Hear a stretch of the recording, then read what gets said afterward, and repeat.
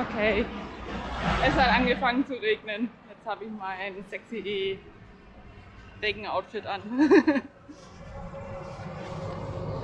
Und ich habe jetzt die Beine von meiner Hose abgemacht, weil wenn die nass werden, dann läuft das mir alles in die Schuhe rein.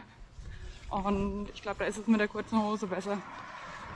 Ich hoffe mal, dass es nicht so lange anhält und wir schauen dann einfach mal. Und die Cappy hilft, dass mir das Regenwasser nicht so in die Augen läuft. Also das hat sich auch bewährt. Kann ich dir so als Tipp noch geben, falls du den noch nicht